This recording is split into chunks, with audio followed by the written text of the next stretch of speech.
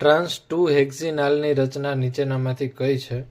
તો ચારે ચાર ઓપ્શનમાંથી પહેલાં તો આપણે 2 હેક્ઝિનાલ કોણ કોણ છે એ ચેક કરી લઈએ અને ત્યાર પછી એમાંથી ટ્રાન્સ કોણ છે એ ચેક કરી લેશું.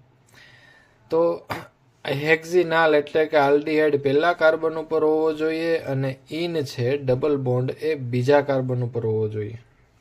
ટ્રાન્સ 2 હેક્ઝ ઇન એટલે કે બીજા કાર્બન ઉપર ઇન છે. તો આ પહેલો કાર્બન થશે આપણો અને બીજા કાર્બન ઉપર જોવા જઈએ તો અહીંયા ઇન આવેલું નથી, ડબલ બોન્ડ નથી, એટલે એ વિકલ્પ છે એ 2 હેક્ઝિનાલ જ નથી. ત્યાર પછી બીજું ઓપ્શન જોઈએ તો પહેલા નંબરનો કાર્બન છે આપણો આલ્ડીહાઇડનો છે અને બીજા કાર્બન ઉપર ડબલ બોન્ડ આવેલો છે અને ટોટલ 6 કાર્બન છે એટલે આ છે 2 હેક્ઝિનાલ. ત્રીજું ઓપ્શન ચેક કરી લઈએ. તો ત્રીજામાં પહેલા કાર્બન ઉપર આલ્ડીહાઇડનો કાર્બન છે અને બીજા કાર્બન ઉપર દ્વિબંધ છે, ટોટલ 6 કાર્બન છે એટલે આ પણ હેક્ઝિનાલ છે.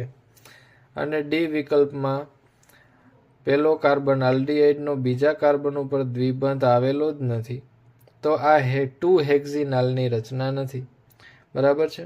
3, 4 આ 4 હેક્ઝિનાલ છે એટલે વિકલ્પ ડી પણ ખોટો છે. હવે વિકલ્પ બી અને વિકલ્પ સી એ બંને 2 હેક્ઝિનાલ છે, પણ આપણે એમાંથી શોધવાનો છે ટ્રાન્સ કોણ છે. તો ડબલ બોન્ડની બંને કાર્બનના જે ગ્રુપ હોય એ ટ્રાન્સ પ્રકારે જોડાયેલા હોવા જોઈએ. તો આ બી જોઈએ તો એની અંદર અહીંયા એક હાઇડ્રોજન આવેલો હોય છે અને ત્રીજા કાર્બન ઉપર પણ એક હાઇડ્રોજન આવેલો હોય છે અને આ બંને હાઇડ્રોજન છે એકબીજાની ટ્રાન્સ પોઝિશનમાં છે, ઓપોઝિટ પોઝિશનમાં છે. તો આ વિકલ્પ બી છે એ આપણા માટે સાચું છે. સાચું ટ્રાન્સ 2 હેક્ઝિનાલની રચના છે.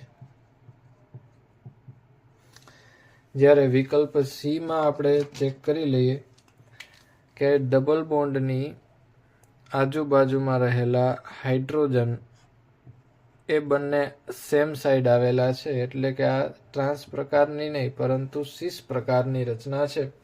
તો આપણો સાચો જવાબ છે અહીંયા બી.